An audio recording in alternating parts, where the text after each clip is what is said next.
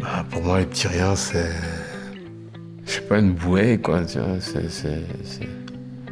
Ah ouais, quand on est à la rue, comme ça, on atterrit ici, bah c'est une belle occasion de repartir sur une bonne base, voilà. Weet je, speelhulp aanvaardt iedereen die hulp nodig heeft. Of dat u ziek bent, of dat u werkend bent, of dat u eender wat hebt, speelhulp helpt u. Ils sont là pour te donner quelque part un peu de baume à la vie, pour te guider, pour t'orienter. Ils sont là pour t'aider. Mais si c'est pas toi qui dis maintenant, j'ai envie de faire le premier pas, ils ne savent pas le faire à ta place. Il faut un peu de vouloir de soi-même. Quand je suis arrivé dans la maison d'accueil, je me sentais ce jour-là bizarre, un petit peu comme si on était à l'armée, partager une chambre avec d'autres qu'on ne connaît pas. Alors ici, on est dans la maison d'accueil des petits riens. C'est une maison d'accueil qui héberge environ 120 résidents. En rue, tu n'as pas de contact avec les gens. Tu es un peu seul, tu es dans ton monde. Et ici, bon, j'ai réappris à dialoguer avec les gens, à me refaire des amis. La rue, connaître la rue, dormir dehors, manger dehors, ne plus avoir de contact avec des amis, des copains, parce que la rue, vraiment, ça ronge l'homme petit à petit. Bon, ça dépend aussi combien de temps on y était. Je peux pas parler non plus en disant ouais, j'ai fait la rue.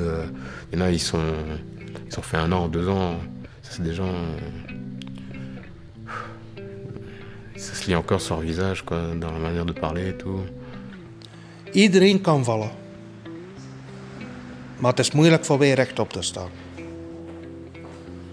Vallen kun je op 1 dag. Weer rechtop staan kan jaren duren. La plupart des gens qui arrivent chez le petit rien, la raison principale c'est 1, l'argent, 2, un toit. Alors on a le choix entre accepter une maison d'accueil ou rester dans la rue.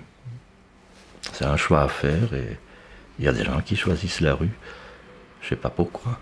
On essaye justement de les réinsérer, de leur montrer que la vie n'est pas finie, qu'on peut recommencer, même si on doit recommencer à zéro. On peut y arriver si on le veut. Tu as une vie normale quand tu travailles, je trouve. Tu fais partie de la société, on va dire. Mon travail de bénévole ici, donc dans l'épicerie, c'est surtout pour le contact avec les personnes. Et sans en parler, mais au fond de moi-même, pouvoir savoir que je fais quelque chose d'utile. Les clients qui fréquentent l'épicerie, ils vont et ils viennent, parce que si les problèmes sont résolus, bon, ils ne viennent plus. Tant mieux, c'est qu'on a servi à quelque chose. Presque tout le monde qui arrive ici n'a plus de boulot. Si vous voulez faire quelque chose dans la vie, on a besoin d'un boulot.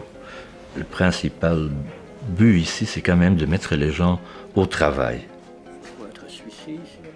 Je suis venu travailler ici comme bénévole pour quand même meubler mes jours au lieu d'aller boire.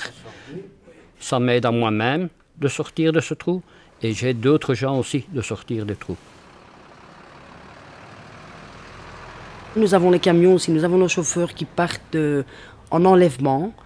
Ils font des enlèvements chez les donateurs.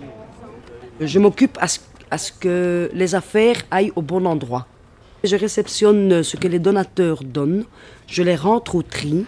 Chacun a sa tâche. Il y a un monsieur qui s'occupe des livres, il y a une autre personne qui s'occupe des bibelots, il y a une autre personne qui s'occupe des jouets. Et alors chacun a son lieu, et ce qui est bon, on envoie dans les magasins. Ce qui est mauvais, on envoie pour la poubelle. On insiste sur le fait de ne pas prendre les déchets des gens. Nous ne sommes pas une poubelle, nous sommes les petits riens. C'est une association qui aide les plus pauvres. Il y a la maison d'accueil, il y a une épicerie sociale.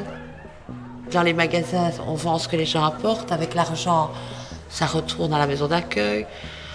Donc c'est un moyen d'aider beaucoup de gens et aussi que les gens puissent acheter des choses qui n'ont pas trop cher.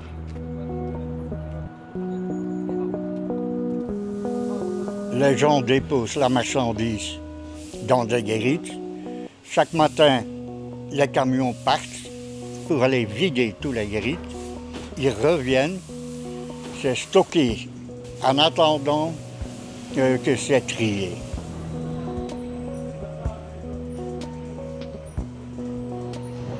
Nous sommes à l'usine de trait de petits riens de Saint-Piterslev.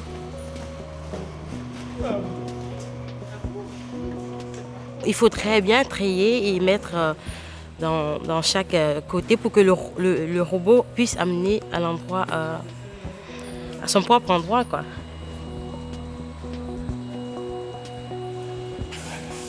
Chaque jour, il y a passé les 20 tonnes qui arrivent.